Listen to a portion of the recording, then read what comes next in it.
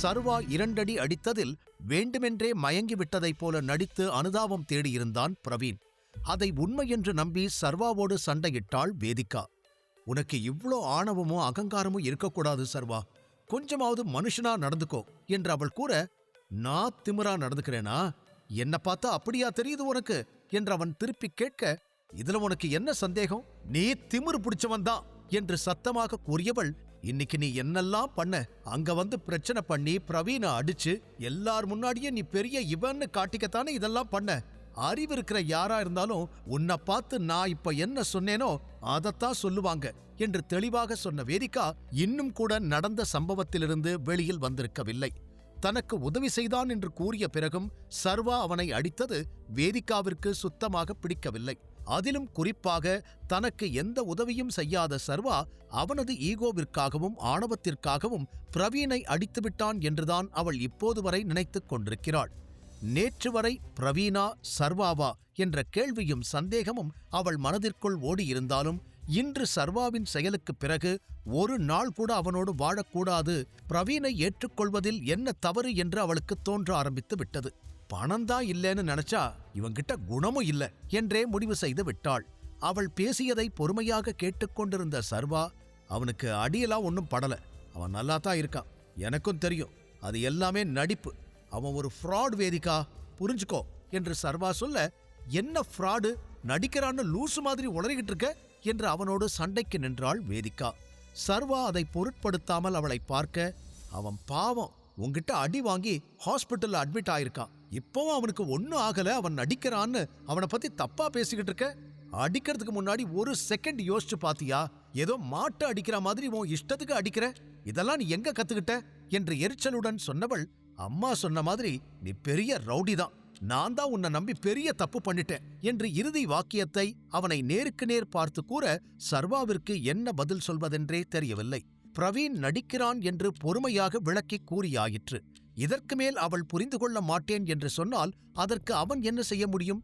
இதுக்கு மேல அவன் என்ன சொன்னாலும் இவன் நம்புவா, நான் சொல்ற எல்லாத்தையும் பொய்ன்னு சொல்லுவா என்று உள்ளுக்குள் அவன் மனம் கூறினாலும், வேதிகா, உனக்கு இன்னொரு முறை நான் தெளிவா எக்ஸ்பிளைன் பண்றேன் என்று பேச ஆரம்பிக்க, வாய மூடு சர்வா, எனக்கு உன்னை பார்த்தாலே பிடிக்கல, ஐ ஹேட் யூ, என் வாழ்க்கைக்குள்ள வந்து ஏற்கனவே நீ மிகப்பெரிய பிரச்சனையை பண்ணிட்ட, அதெல்லாம் பத்தாதுன்னு திரும்ப திரும்ப என் லைஃப்குள்ள இன்டர்ஃபியர் ஆகி இன்னும் நிறைய ப்ராப்ளம்ஸ் கிரியேட் பண்ணிக்கிட்டே இருக்க. நான் உனக்கு எவ்வளோ பொறுமையா எக்ஸ்பிளைன் பண்ணேன், ஏதாவது ஒரு விஷயம் உனக்கு புரிஞ்சுதா?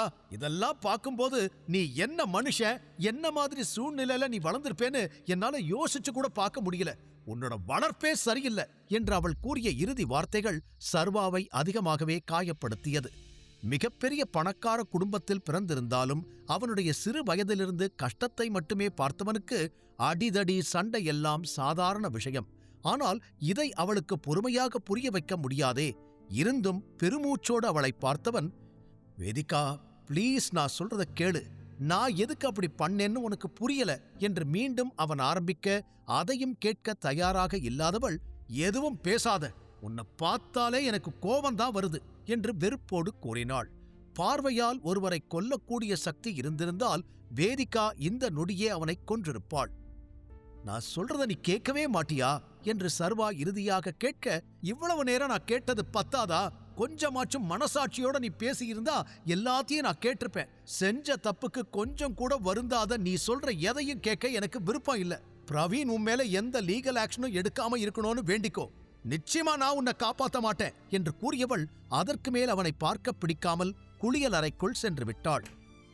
அவள் சென்ற பிறகும் சில நொடிகள் அப்படியே நின்றான் சர்வா. பிறகு, ஒருவேளை அவன் என் மேல கேஸ் ஃபைல் பண்ணுவானோ, அதுக்குதான் இந்த டிராமா எல்லாம் பண்ணிக்கிட்டு இருக்கானோ என்று சர்வாவிற்கு சந்தேகம் வர யோசனையுடன் கட்டிலில் அமர்ந்தான்.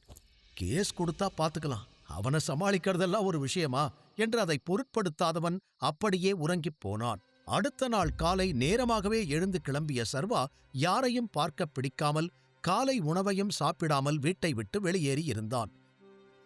அம்பிகாவும் இன்னும் வீட்டுக்கு வராமல் இருக்க முதல் முறையாக அம்பிகா சர்வா இருவரும் இல்லாத அந்த டைனிங் டேபிள் மிகவும் அமைதியாக இருந்தது. அதியமான் கூட சர்வாவை பற்றியோ இல்லை அம்பிகாவை பற்றியோ எதுவும் கேட்கவில்லை. சர்வா வேலை விஷயமாக சென்றிருக்கலாம், அம்பிகா இன்னும் தான் செய்த தவறுக்கு சரியான நியாயத்தை கண்டுபிடிக்காமல் இருக்கலாம். அதனால் இருவரும் இல்லை என்று வெகு சாதாரணமாக நினைத்திருந்தார். இன்னொரு புறம் தீரஜ் மகிழ்ச்சியாக சாப்பிட்டுக் கொண்டிருந்தான். சர்வாவிற்கு எதிராக அவன் தீட்டியிருக்கும் திட்டம் நிச்சயம் வெற்றி பெறும் என்ற கான்ஃபிடன்ஸ் அவன் முகத்தில் அப்பட்டமாக தெரிந்தது. சாப்பிட்டு முடித்ததும் தனது பிளானை ஆரம்பிக்க திட்டமிட்டிருந்தான். எதிரில் அமர்ந்திருந்த வேதிகா சோர்ந்த முகத்தோடு சாப்பிடுவதில் மட்டுமே கவனமாக இருந்தாள். காலை நேரமாக கிளம்பியிருந்த சர்வா அவளிடம் ஒரு வார்த்தை கூட பேசவில்லை. கோபமாக இருக்கும் அவளிடம் பேசினால் மீண்டும் சண்டை வரும் என அவன் நினைத்திருக்க, வேதிகாதான் அவன் பேசாமல் சென்றதில் சோர்ந்திருந்தாள். அதே நேரம் வித்யா ஸ்கின் கேர் ஆபீஸ்க்கு வந்து சேர்ந்தான் சர்வா. புரொடக்ஷன் வேலைகள் இன்று காலையில் இருந்துதான் தொடங்கவிருக்க, நிச்சயம் இங்கு வருவதாக பாரதிக்கு அவன் வாக்கு கொடுத்திருந்தான். அவனை பார்த்ததும் அருகில் ஓடி வந்த இந்து, குட் மார்னிங் சார் என்று சிரித்துக்கொண்டே சொன்னாள். குட் மார்னிங், எல்லாம் ஓகேயா என்று சொல்லிக்கொண்டே சர்வா காரிலிருந்து இறங்கி அவளோடு நடக்க, everything fine sir, Bharathi madam production வேலையெல்லாம் பார்த்துக்கிட்டு இருக்காங்க, கண்டெய்னர்ஸ் அண்ட் பாட்டில்ஸ் எல்லாம் இன்ஸ்டால் பண்ணியாச்சு, எந்த பிரச்சனையும் இல்லை என்று அவள் கூற, வெரி குட், ஸ்டிக்கர்ஸ் எல்லாம் வந்துருச்சா, அதோட ஸ்டேட்டஸ் என்ன என்று சர்வா அடுத்த கேள்வியை கேட்க, அதுவும் ரெடி சார், பாரதி மேம் எல்லாருக்கும் வேலையை பிரிச்சு கொடுத்துட்டாங்க, நியூ எம்ப்ளாயீஸ்க்கெல்லாம் இப்ப என்ன பண்ணணும்னு ஒரு ஐடியா இருக்கும், பிளஸ் நியூ எம்ப்ளாயீஸோட லிஸ்ட் ரெடி ஆயிடுச்சு, நீங்க அதெல்லாம் பார்க்கணுமா சார் என்று இந்து கேட்க, வேண்டாம் என தலையாட்டிய சர்வா, அதை அப்புறமா பொறுமையா பார்த்துக்கலாம், நான் இன்னைக்கு ப்ரொடக்ஷனை செக் பண்ணத்தான் வந்தேன் என்று சர்வா கூற, இந்து அவனை நேராக ப்ரொடக்ஷன் ரூமுக்கு அழைத்துச் சென்றாள். அங்கு முழு வீச்சில் வேலை ஆரம்பமாகி இருந்தது. அவரவர் வேலையில் அனைவரும் மூழ்கிப் போயிருக்க, பாரதி கூட சர்வாவை கவனிக்கவில்லை. அவனுக்கும் நம்பகரமாக வேலை செய்பவர்களை தொந்தரவு செய்ய மனமில்லாமல் போக அங்கிருந்து வெளியேறினான் சர்வா. நேராக லாபியில் வந்து அமர்ந்தவனுக்கு ஜிதேஷிடமிருந்து அழைப்பு வந்தது. அதனால் சற்று தள்ளி வந்து அழைப்பை ஏற்றவன், ஹலோ ஜிதேஷ் என்றிட, பாஸ் குட் மார்னிங், இன்னைக்கு ஆக்ஷன் இருக்கு, அதை ஞாபகப்படுத்த தான் கால் பண்ணேன் என்று வேகமாக கூறினான் ஜிதேஷ்.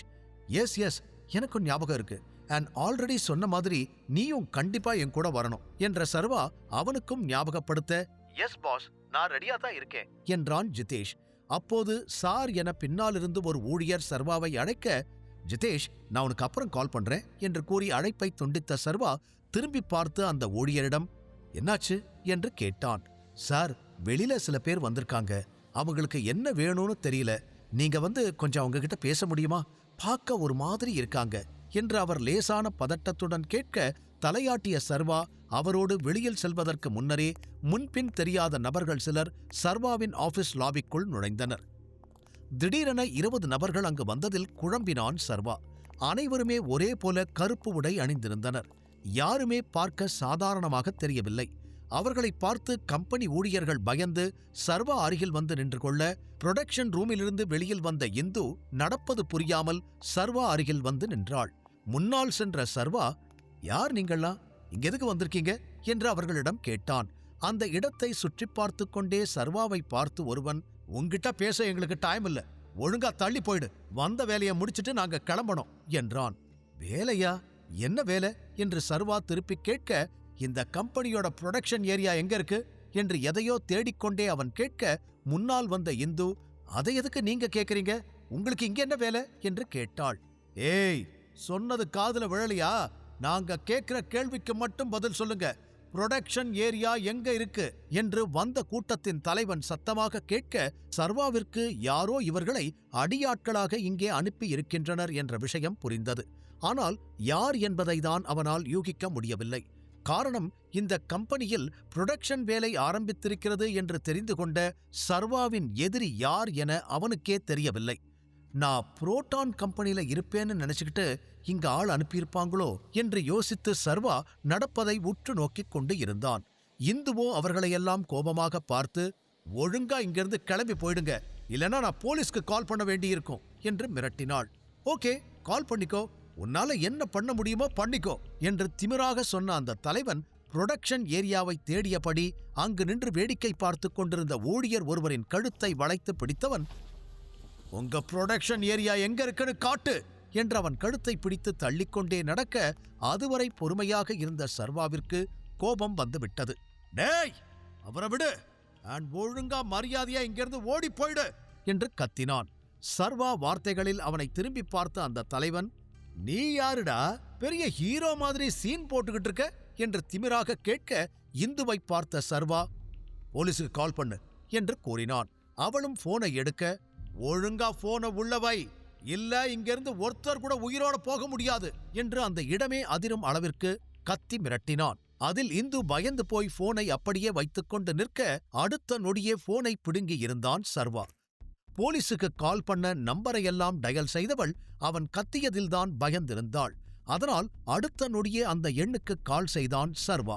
அந்த பக்கத்திலிருந்து அழைப்பு ஏற்கப்பட்டதும், சார், நான் வித்யா ஸ்கின் கேர் கம்பெனியிலிருந்து கால் பண்றேன். இதுக்கு முன்னாடி இது பேரு ஏகே கார்பரேஷன். இங்க சில ரவுடிகள் வந்து பிரச்சனை பண்ணிக்கிட்டு இருக்காங்க. போலீஸ் கிட்ட சொல்லக்கூடாதுன்னு மிரட்டுறாங்க என்று சர்வா தெளிவாக கம்ப்ளைண்ட் செய்ய, பாஸ், நீங்க இவ்ளோ தூரம் சொல்லியும் அவன் எவ்வளோ திமிரா போலீஸ்க்கு போன் பண்றான் பாருங்க என்று வந்திருந்த அடியாட்களில் ஒருவன் தன் தலைவனை தூண்டிவிட்டான். சர்வாவை முறைத்து பார்த்த அந்த தலைவன், எவ்வளோ திமிரு உனக்கு, டேய் அவனை அடிங்கடா என்று தனது ஆட்களுக்கு ஆர்டர் போட, அவர்களும் சர்வாவை அடிப்பதற்கு ஆர்வமாக தயாராகினர். போனை மீண்டும் இந்து கையில் கொடுத்த சர்வா சிரித்துக்கொண்டே அவர்களை பார்த்தான். ஆனால் மற்ற ஊழியர்கள்தான் பயந்து போயிருந்தனர். கை சட்டையை மேலே ஏற்றிவிட்ட சர்வா 2 கைகளையும் சேர்த்து நெட்டி எடுத்தபடி அவர்களையெல்லாம் பார்த்தான். இதுவரை இத்தனை நபர்களோடு ஒரே நேரத்தில் அவன் சண்டையிட்டதில்லை. கூடவே அவனிடம் எந்த ஆயுதமும் இல்லை. இந்த சண்டையில் சர்வாவால் ஜெயிக்க முடியுமா? அவனது கம்பெனியை காப்பாற்றிக் கொள்வானா? முழு கதையையும் கேட்டு மகிழ பாக்கெட் FM ஆப்பை டவுன்லோட் செய்யுங்கள். லிங்க் டிஸ்கிரிப்ஷனில் கொடுக்கப்பட்டுள்ளது.